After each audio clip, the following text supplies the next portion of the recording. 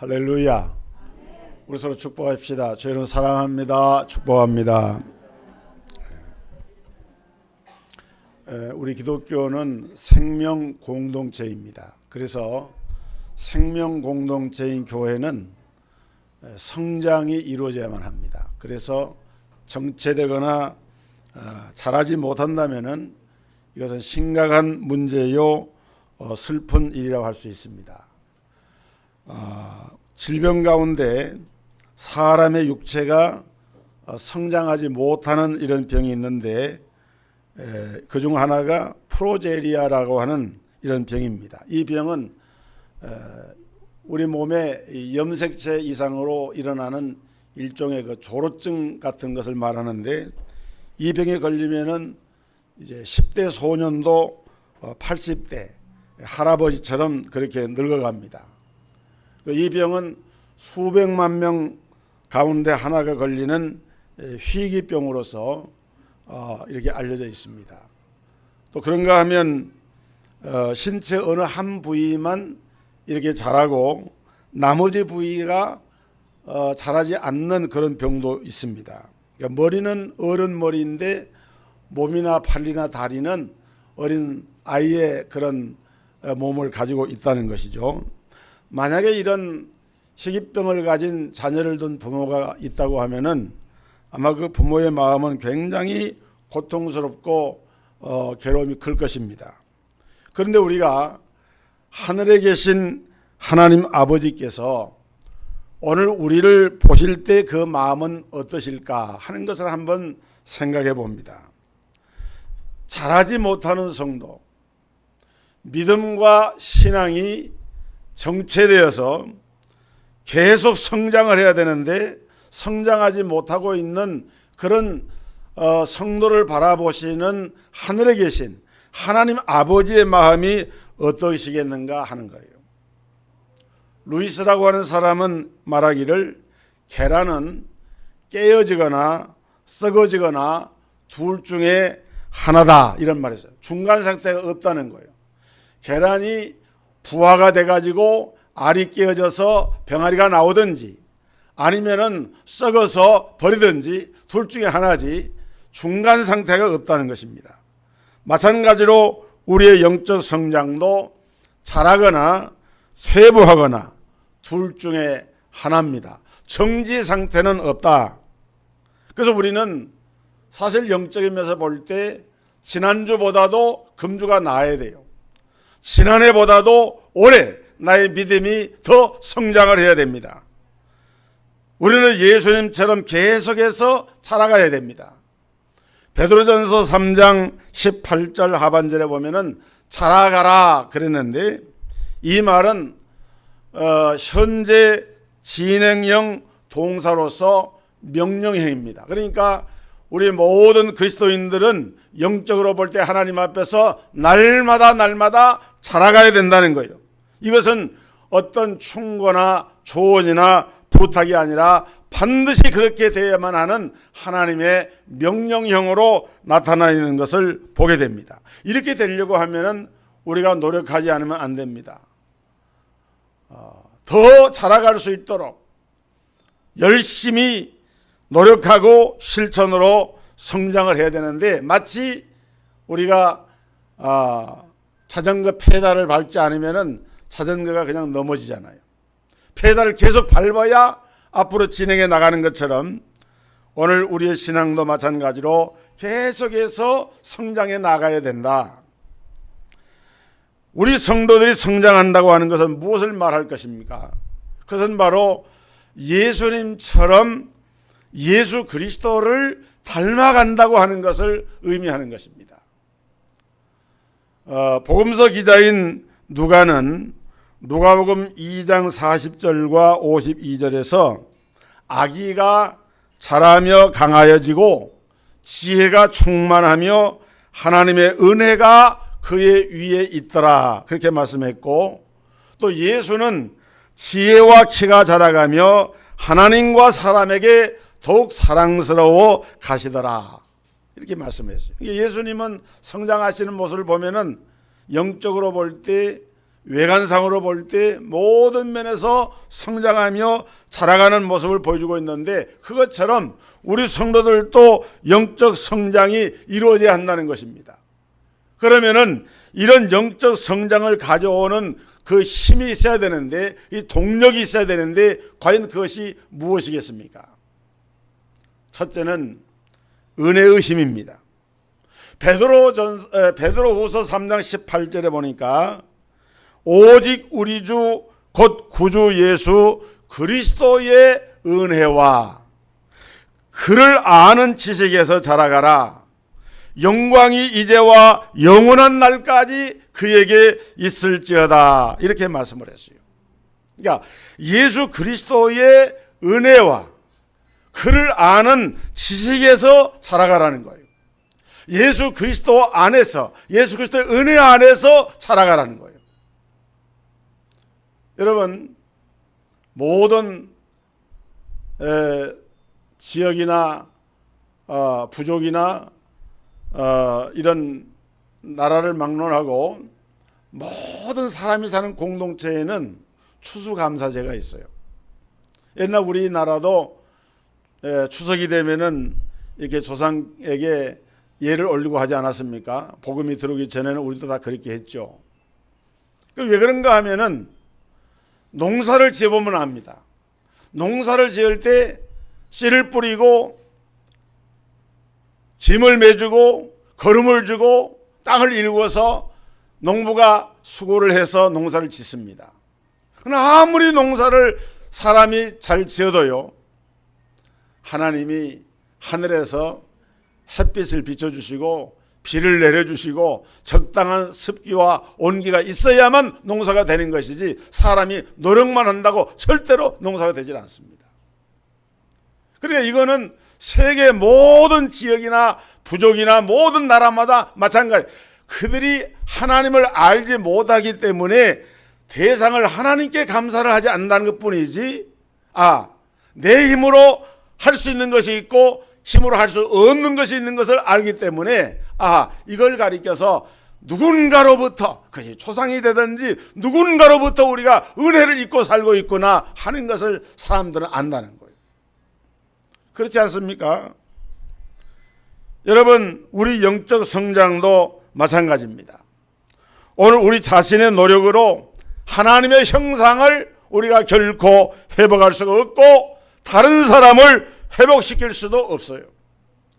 빌립보서 1장 6절에 보면은 하나님께서 말씀을 하십니다. 너희 안에서 착한 일을 시작하신 이가 그리스도 예수의 날까지 이루실 줄을 우리가 확신하노라. 다시 말하면 이 모든 하나님의 자녀가 되는 순간 우리는 하나님의 은혜가 햇빛처럼 우리에게 비춰지게 됩니다. 저 사람 안 될 것 같아. 저 사람 저걸로 무너지고 말지. 그런데 지나놓고 보면은 어떻게 저런 다시 일어나게 됩니다. 7전 8기를 하는 거예요. 왜 그렇습니까? 하나님의 은혜가 그 위에 임하게 되니까 그 은혜의 힘으로 말미암아 일어나는 거예요. 오늘 이런 하나님의 은혜가 우리의 성장의 동력으로 작동을 하게 되는 것입니다. 그렇기 때문에 우리는 하나님의 은혜를 통해서만이 우리 믿음이 자랄 수 있다. 이 사실을 한순간도 잊어서는 안 된다는 거예요. 두 번째는 성령님의 힘이 있어야 돼요.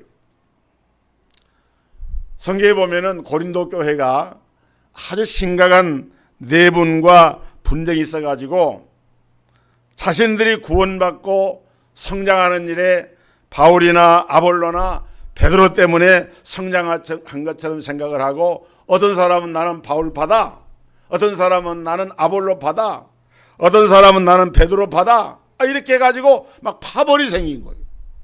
이 고린도 교회 현실 문제였어요. 요즘식으로 말하면은 성령파, 말씀파, 은사파 이렇게 얘기할 수가 있겠죠. 그러다 보니까 이게 파벌이 나르니까 교회가 분위기가 삭막해지고 편치 않고, 성도들이 교회 생활하면 신앙생활하면 즐거워야 되는데 분쟁이 있으니까 얼마나 괴롭겠어요. 그래서 사도 바울이 고린도 교회에 편지하면서 이렇게 말합니다. 고린도전서 3장 6절에 보니까 나는 심었고 아볼로는 물을 주었으되 오직 하나님께서 자라나게 하셨나니 그러므로 심는 이나 물 주는 이가 아무것도 아니로되 오직 자라나게 하시는 이는 하나님뿐이니라. 한마디로 우리를 자라게 하는 것은 사람이 아니라는 거예요.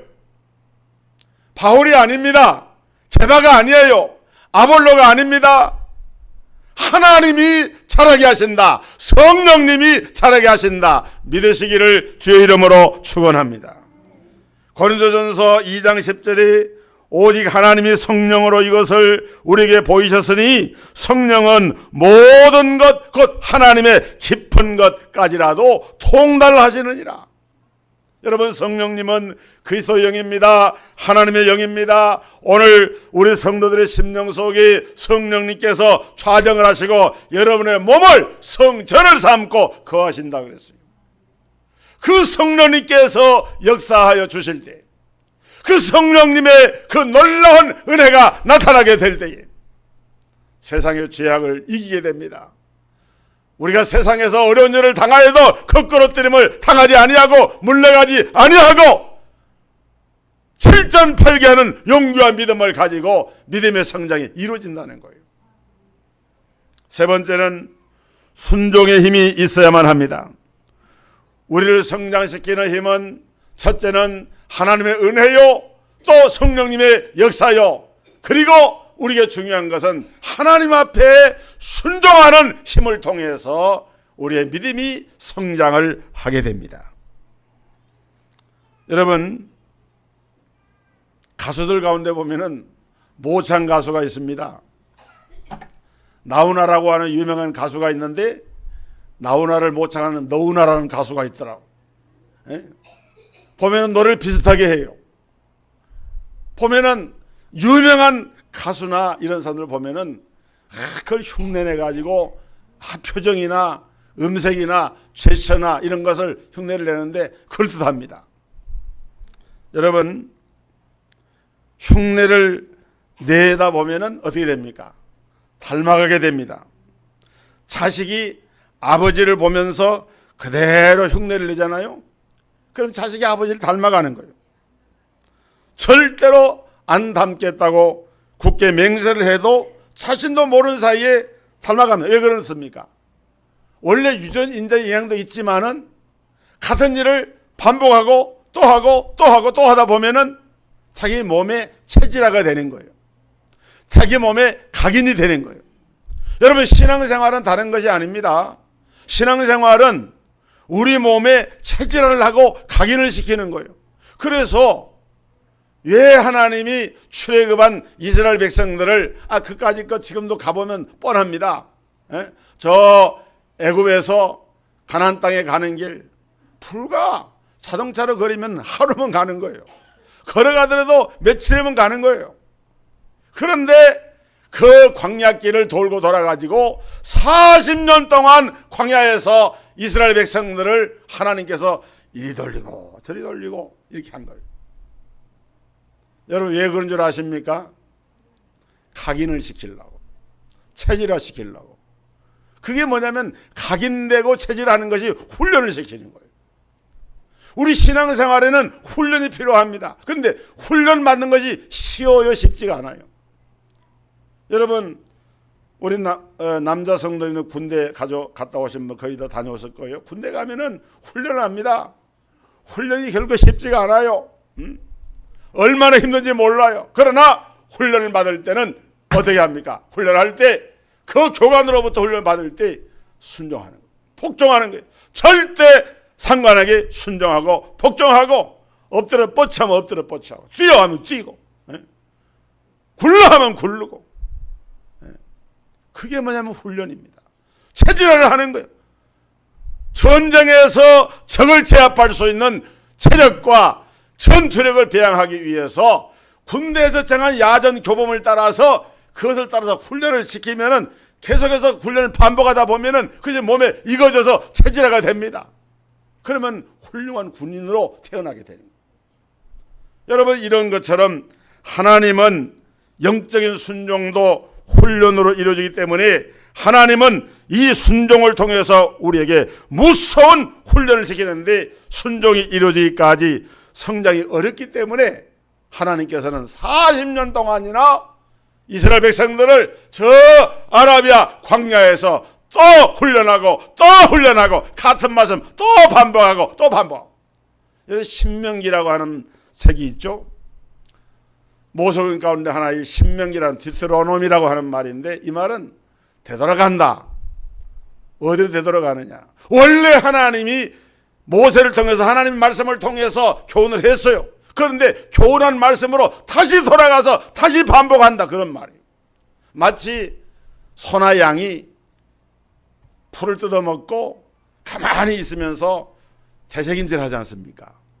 그러면서 그것을 또 씻고 또 씻고, 이에서 꺼내 또 씻고 또 씻고, 그런 것처럼 영적으로 볼 때 훈련이라는 그런 거예요. 하나님의 자녀, 하나님의 택한 백성들이 이 세상에 살 때 마귀에게 지지 않고, 세상에 지지 않고 영적으로 승리하는, 그야말로 성장한 그런 믿음의 사람으로 살려고 하면은 힘이 있어야 되는데, 그 힘이 어떻게 이루어지느냐? 그냥 되는 건 아니에요.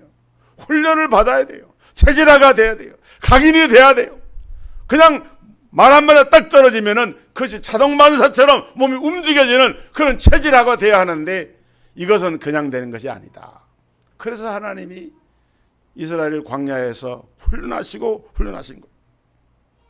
문제는 우리가 그분을 닮기 위해서 필수적으로 해야 할 몇 가지 일이 있는데, 여러분,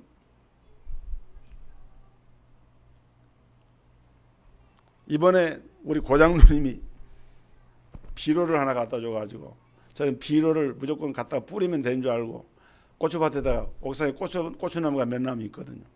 갖다가 뿌렸는데 반이 거의 죽게 생겼어요. 보니까 비료를 뿌릴 때 그게 맞는 비료를 뿌려야 된대요. 저는 농사를 안 져봐서 잘 모르는데,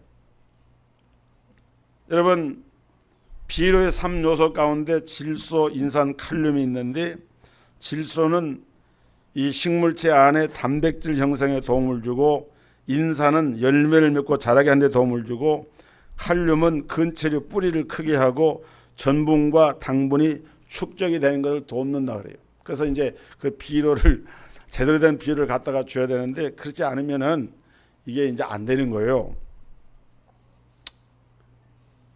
여러분, 우리 영적 성장을 위한 비료가 있습니다. 비료를 잘 주면은 영적으로 성장하게 됩니다. 우리 영적 성장을 위한 비료가 뭐냐? 첫째는 하나님의 말씀입니다. 미국의 서부 네바다주의 이 사막 지방에 성장 습성이 전혀 다른 두 종류의 나무가 있는데, 텀블위스라고 하는 나무하고 조슈아 트리라고 하는 나무가 있어요. 이 텀블위스라고 하는 나무는 어떤 나무냐 그러면은 거의 뿌리가 없어요. 넝굴처럼 바람이 불면은 이렇게 가벼운 몸으로 이렇게 날려가 가지고 수분이나 이런 게 습기가 있으면은 거기서 잎이 나 가지고 자랍니다. 그러니까 어느 한 곳에 정착해 있는 것이 아니고, 바람이 불면은 그냥 날려가서 어느 곳에든지 가서 거기서 이제 적당히 이렇게 자라가지고 꽃도 피고 이렇게 하는데, 이게 정한 자리가 없는 그런 나무. 이게 텀블위지.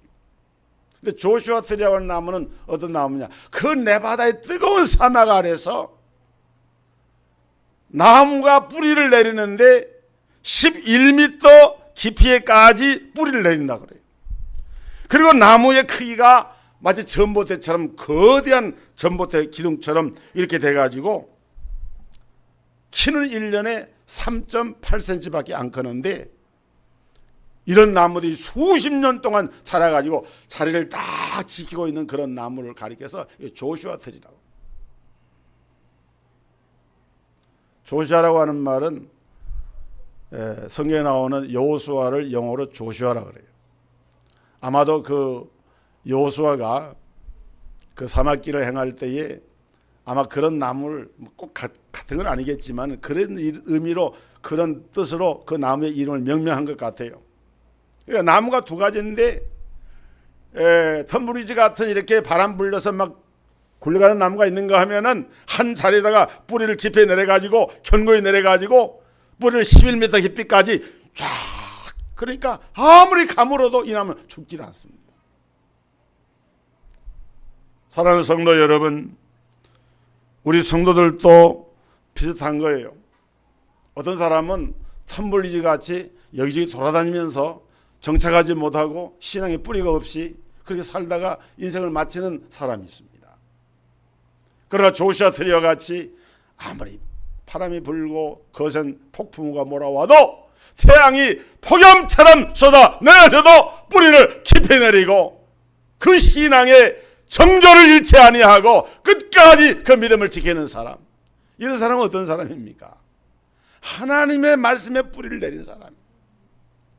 세상에서 누가 무슨 말을 하더라도 나는 진리의 말씀, 하나님의 말씀을 따라서 산다. 그래서 중요한 것이, 여러분, 믿음은 들음에서 나고 들음은 그리스도의 말씀으로 말미암느니라 그랬는데, 이 성경이 바로 하나님 말씀 아닙니까? 이 하나님의 말씀을 우선 잘 들어야 됩니다. 그리고 하나님의 말씀을 시시때때로 읽어야 됩니다. 그리고 하나님의 말씀을 또한 깊이 연구를 하고 묵상을 해야 됩니다. 그래야만 내 안에 영적으로 볼 때 조슈아 나무처럼 말씀의 뿌리가 깊이 내려앉는 거예요.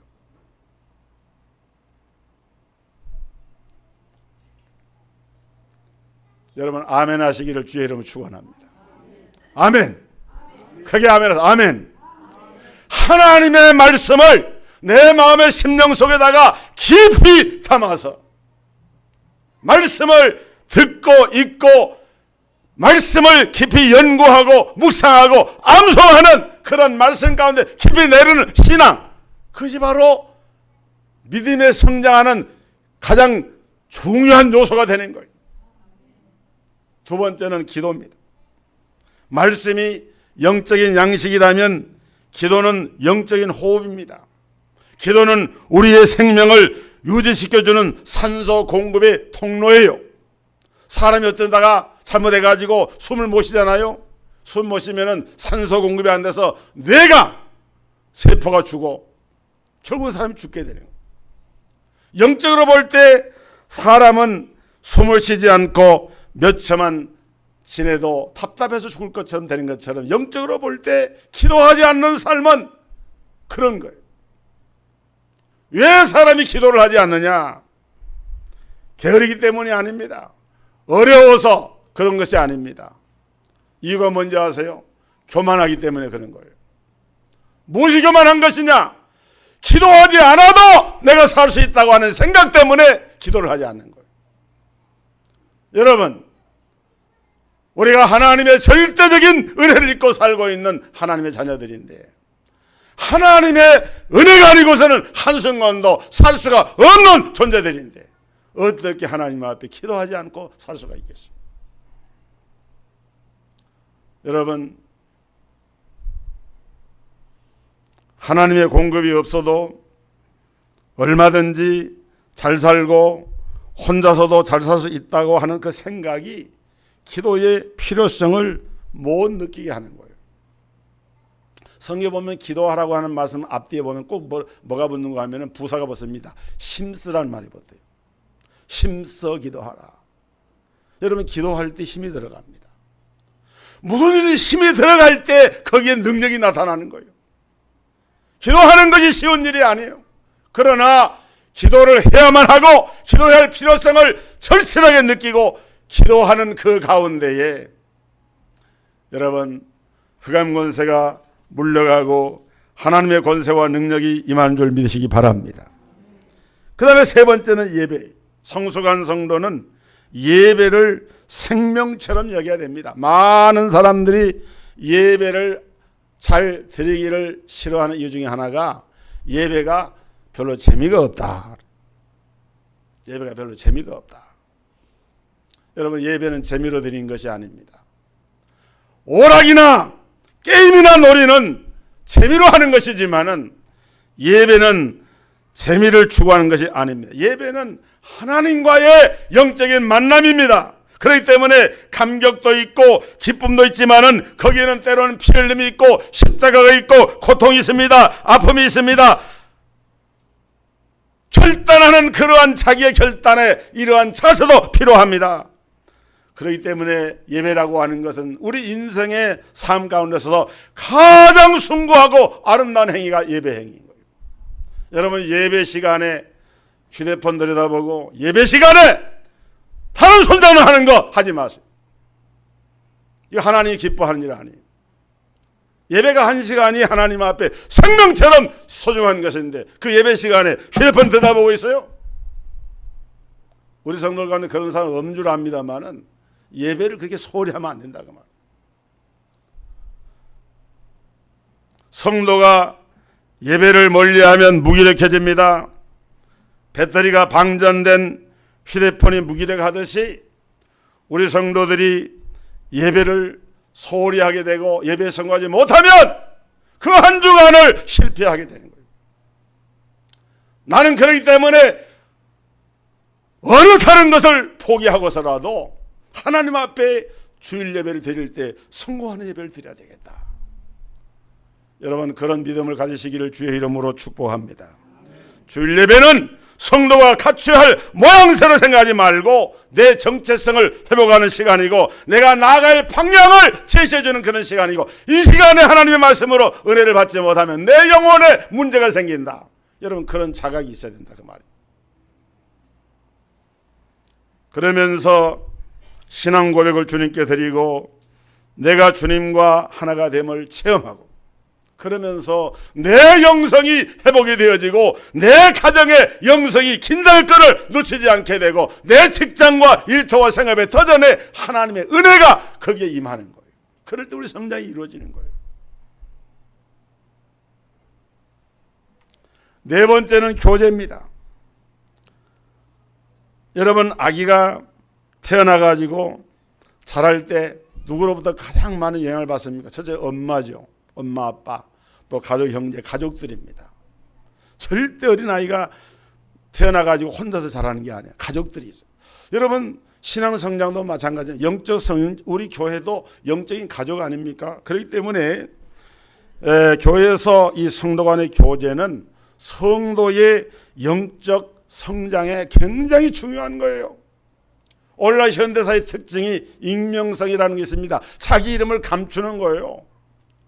복잡하게 드러내놓고 다른 사람의 자기를 이렇게 드러내지 쉽지 않다는 거예요. 그래서 교회에 가도 등록도 하지 않고 손님으로 창가에만 참석하고 그냥 나가고 그런 교인들 많아요, 도시에.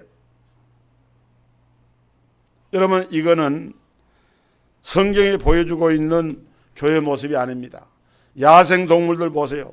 무리 가운데서 홀로 떨어지는 동물들은 잡아먹힙니다. 마귀 사탄도 그런 대상을 주 공격의 대상을 삼고 언제나 호시탐탐 기회를 노린 거예요. 그래서 여러분, 적은 모임이지만은 교회 안에서 성도들이 모여서 함께 눈과 눈을 맞추고 얼굴을 대하고 한마디 대화를 나눈 가운데서도 주님 안에서 정말 형제의 기쁨의 교제를 나누고 진정한 성도의 영적 교제를 갖게 되시기를 주의 이름으로 축원합니다. 이게 필요한 거예요. 마지막으로 전도와 봉사입니다. 성장과 성숙은 열매로 나타나게 되는데 여러분, 어린아이가 성장하면 신체적인 특성이 나타나죠. 남성은 남성처럼, 여성은 여성처럼. 그래서 나중에 결혼해가지고 그 결혼 가정의 자녀라고 하는 새로운 결실의 열매를 맺게 되지 않습니까? 그런 것처럼 영적인 우리의 신앙의 생활도 재생산, 재창출, 열매가 맺혀져야 되는데 그것이 뭐냐면 전도와 봉사예요. 영혼을 내가 예수 믿고 구원받은 것처럼 나도 이 복음을 전해서 그래서 내 가족 가운데 믿지 않는 자녀나 형제나 이웃에게 복음을 전하고 그리고 하나님의 몸된 교회를 몸과 시간과 내 물질과 내 재능을 들여서 봉사를 하게 될 때 그 사람이 정말 신앙의 열매를 맺는 사람이로구나. 이게 신앙의 성장인 거예요. 옛날 어른들은 장가 간 사람은 아이 취급을 했으면 나이가 들어도. 왜 그런 줄 아십니까? 아이를 낳아봐야 어른이 된다는 걸 안다는 거예요. 마찬가지로 여러분, 전도도 해봐야 됩니다.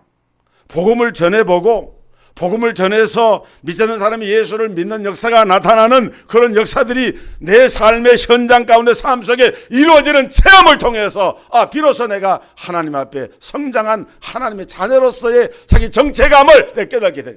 평생 예수를 믿으면서도 단 한 명의 영혼도 복음을 전해보지 못하고 전도해보지 못했다. 여러분, 이것은 하나님 앞에 부끄러울 뿐만 아니라 우리 정체성에 큰 문제가 있는 겁니다. 이제 이번 주일이 2018년도 마지막 주일입니다. 돌아오는 주일은 이제 7월 첫 주 맥주 감사 주일입니다. 여러분, 지난 반년 동안을 한번 돌아보면서 나는 지난 반년 동안 내 믿음이 얼마나 성장을 했는가, 성장하지 못한 부분은 어떤 것인가, 말씀과 기도와 교제와 신앙의 신령한 이런 영적 열매들을 맺는 생활과 삶 속에서 얼마만큼 나는 정진했는가 한번 돌아보시면서 오늘 하나님의 아들을 믿는 것과 아는 일에 하나가 되어 온전한 사람을 이루어 그리스도의 장성한 분량이 충만한 데까지 이르리니라고 하는 이 성장을 주목하면서, 그래야만 어떻게 됩니까? 어린아이가 되지 아니하고 세상의 속임수와 유혹에 빠지지 않게 된다는 거예요. 이런 하나님의 은혜와 성령의 역사와 순종의 능력으로 말미암아 여러분의 믿음이 성장하셔서 풍성한 결실로 하나님께 영광을 돌리시기를 주의 이름으로 축복합니다. 하나님 감사합니다. 오늘 복된 주의 날 우리가 영적 성장을 이루는 길에 대한 귀한 말씀을 함께 나누었습니다. 우리 성도들 한 사람 한 사람을 붙잡아 주시고, 세상이 여러 가지 유혹과 시험이 많고 우리 믿음을 지키기 어려운 환경 가운데 있지만은 우리 하나님께서 우리 성도들 한 사람 한 사람을 강한 손과 능한 팔과 주의 은혜와 성령의 권능 아래 붙들어 주셔서 이스라엘 백성들이 저 홍해길과 광야길 가운데 40년 동안이나 훈련과 연단을 통해서 순종하고 복종하고 훈련받고 순종하고 또한 복종하는 가운데 차지가 되고 각이라 되어져서 온전히 하나님 앞에 들려 쓰임받는 귀한 믿음의 사람들로 세워졌던 것처럼 우리 모든 성도들이 정말로 주님 앞에 훈련된 믿음의 사람들로, 순종된 믿음의 사람들로 풍성한 열매로 하나님을 기쁘시게 하는 믿음의 귀한 권속들로 세워져 갈 수 있도록 성령의 크신 은혜로 함께하여 주옵소서. 예수님의 이름으로 축복하고 기도하옵나이다. 아멘.